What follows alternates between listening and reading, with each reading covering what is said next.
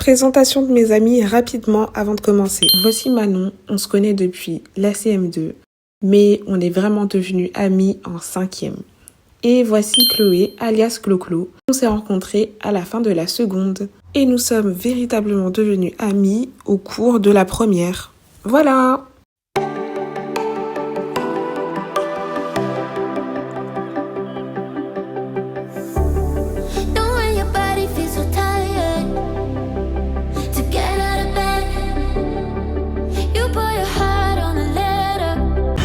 Manon, comment ça va après avoir pour le paratéléphone? Et puis ça servait à rien parce qu'en fait on avait le time. Oui, c'est vrai. Mais il faut savoir qu'ils sont pas excités ici. Oui, en 30 minutes d'avance. Ouais. Mais l'avantage, là, on a bien couru, on est dans le vol, on l'a pas raté. Il n'y a plus qu'à pas cracher Et que les... Oui, voilà. Mais il nous reste encore les bagages. Ça, il va falloir prier.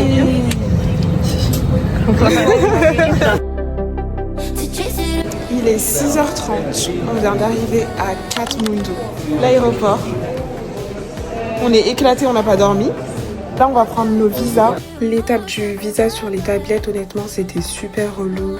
Déjà, t'arrives, t'es fatigué, t'as juste une envie, c'est de sortir de l'aéroport. Et là, tu dois passer par ces fameuses tablettes pour faire ton visa, sauf que c'est long. Mais bon, après, on est parti prendre nos cartes SIM et on est sorti de l'aéroport. On a trouvé un taxi très rapidement, il nous attendait devant. Alors on est arrivé à Katmandou dans un contexte très particulier parce que c'était le jour des élections et le gouvernement a donc imposé des restrictions de circulation pour garantir le bon déroulement du vote. Donc les rues étaient vides, les commerces fermés et c'était vraiment particulier, silencieux, calme, étrange pour une capitale. Donc dû à ces circonstances, l'hôtel qui était censé venir nous chercher à l'aéroport n'a pas pu. C'est pour ça que nous avions dû prendre un taxi de nos propres moyens et nous déplacer jusqu'à l'hôtel. Sachant que nous étions des touristes, le chauffeur en a profité pour nous conseiller des lieux de visite incontournables à Katmandou. One name is Pashupatinath. Oh. And if Hindus people are dead, they will bring his body to his burn his body here. Ok. This one is in World Heritage Site. If you have time, you can come and visit here. Yeah. This one is also tourist palace. Okay. In Kathmandu, here is one Darbar Square. This one is Pashupatinath Temple and Swayambhunath and Bodhanath. Now today is here is election. That's why road is It's quiet. quite Yeah. empty. Yeah, it's the election. Yeah, election. Yeah. Notre hôtel était situé dans le quartier de Thamel. C'est un peu le cœur historique de Katmandou. Il y a des restos, des boutiques, des agences de trek. Bon, là, tout est fermé, donc vous pouvez pas vraiment vous rendre compte. Mais vous verrez plus tard. Après une dizaine de minutes de route, on arrive enfin à l'hôtel. Donc là, vraiment, on n'avait qu'une seule hâte, c'était récupérer les clés et aller dormir.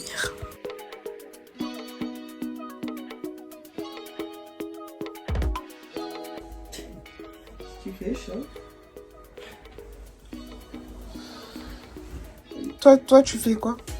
Moi, je regarde comment se déplacer à Katmandou.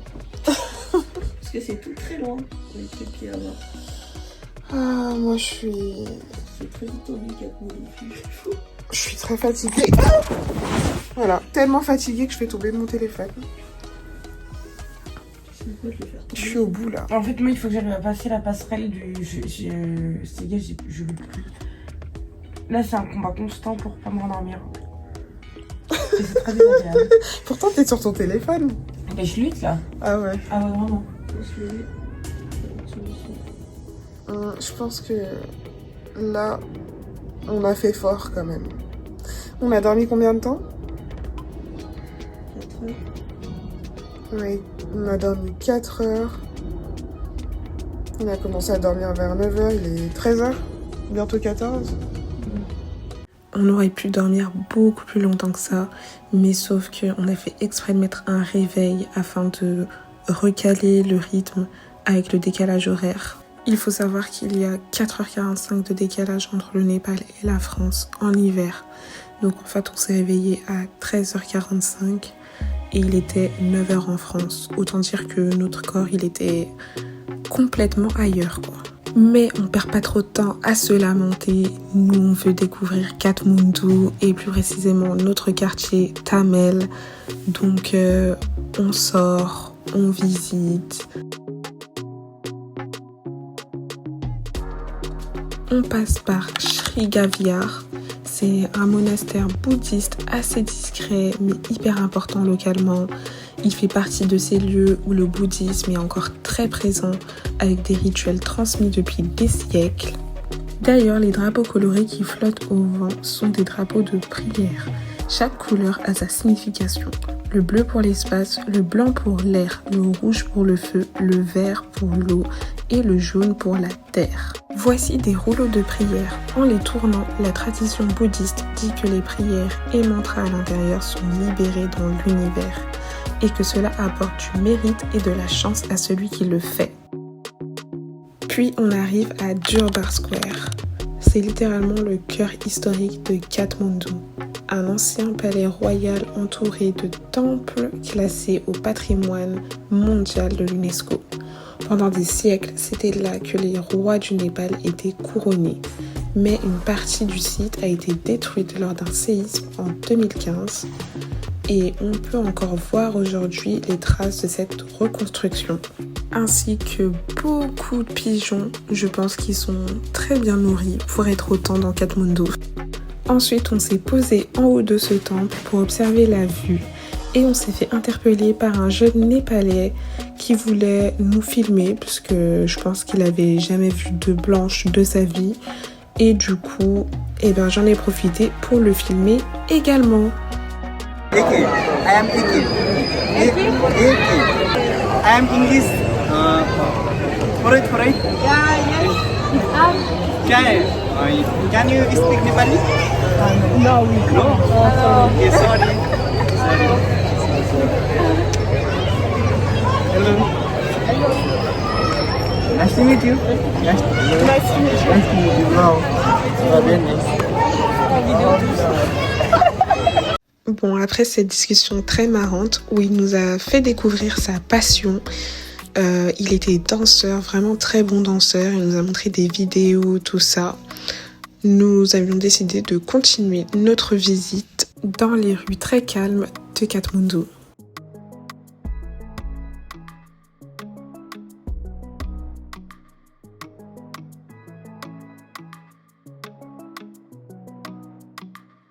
Les rues totalement vides.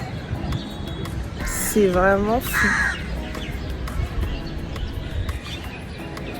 Moi aussi j'ai envie. En fait là on voit particulièrement que c'est vide. Ouais. Quelqu'un nous a mis des points sur la tête en guise de God bless. Voilà. Fallait lui donner de l'argent mais on n'avait pas. Malheureusement. Mais en fait on savait pas. Fallait lui donner de l'argent. C'est dommage. Oui. Ouais. Et là, Clo-Clo, elle a fortement envie d'enlever son poing sur la tête. Ça fait bien fait. On fait bien touriste là. Là comme ça. Bah là, au moins, on est imprégné dans la culture. Ah bah là, avec un poing sur la tête. Vu qu'on n'avait pas de roupie népalaise, on est parti retirer. Mais on a vraiment galéré avec Manon. Car, en fait, sans le savoir, on avait atteint nos plafonds de retrait en France. Car on a retiré 2 € pour le guide. Et on a mis du temps à comprendre que c'était à cause de ça que l'on ne pouvait pas retirer. Heureusement que Clo-Clo avait pu nous aider car son plafond était plus haut que le nôtre. Bon, il est temps de manger, donc on se pose dans un restaurant assez safe parce que moi, ma hantise, c'était vraiment d'avoir une intoxication alimentaire. Sachant qu'on est dans un pays où les normes ne sont pas vraiment respectées en fonction de là où tu manges. Donc on est allé dans un endroit où l'hygiène paraissait plutôt correcte. Du coup, je te regarde, non mais tu peux te regarder là. Oh putain.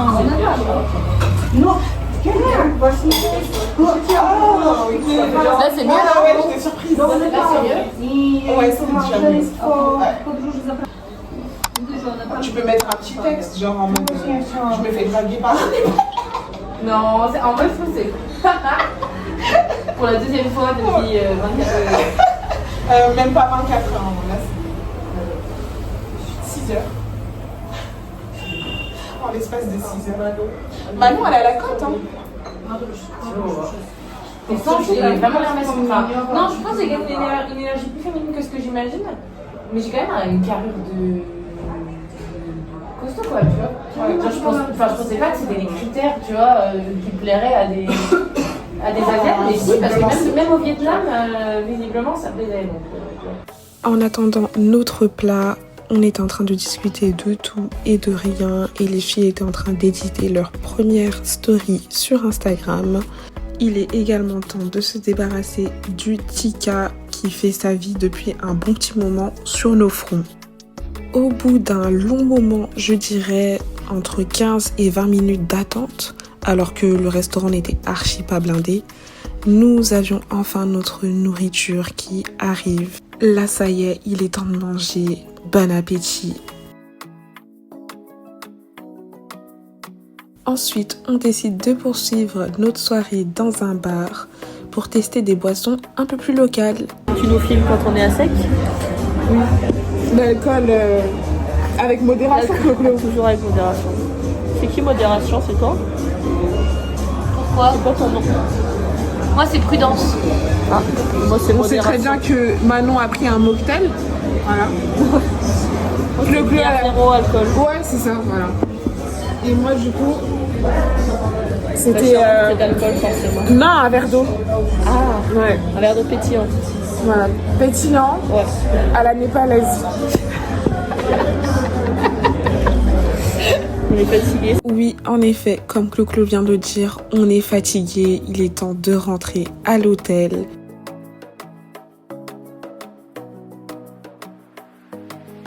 Nouvelle journée qui démarre. On n'a pas très bien dormi, honnêtement, à cause du décalage horaire.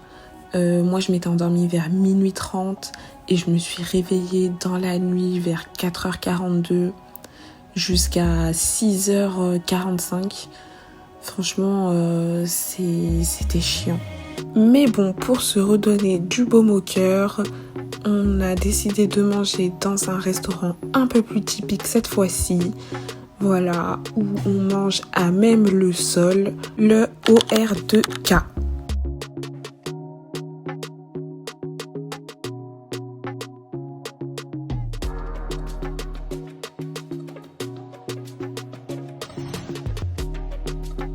Comment c'est massif. Franchement, ces nouilles étaient délicieuses, on a très bien mangé et le nan était peut-être de trop. J'avais pas réussi à le finir, donc j'ai pris à emporter et en attendant le taxi, une fillette qui avait vraiment faim m'a demandé si elle pouvait me les prendre, donc je lui ai donné parce que elle me faisait de la peine. Une fois que nous avions fini de manger, nous avons pris la route direction le Pashupatinath Temple. C'est l'un des temples hindous les plus sacrés au monde, dédié à Shiva, l'un des dieux principaux de l'hindouisme. C'est le dieu de la transformation, celui qui détruit pour permettre un cycle nouveau. Ce lieu est tellement important que seuls les hindous peuvent entrer dans le temple principal. Donc nous n'étions pas autorisés et pouvions juste regarder de loin.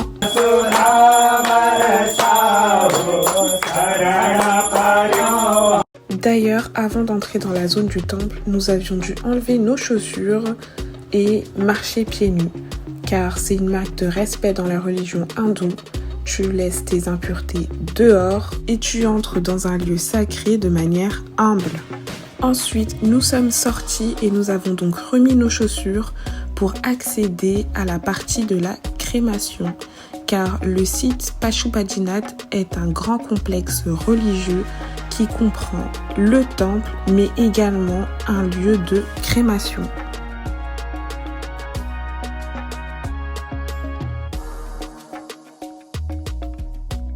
Entre-temps, on s'est également fait contrôler 2 fois pour savoir si on avait vraiment payé nos tickets. Et cela, c'était, nous pensions, dû à la couleur de peau de Manon et Clo-Clo, car nous étions les seuls à se faire arrêter.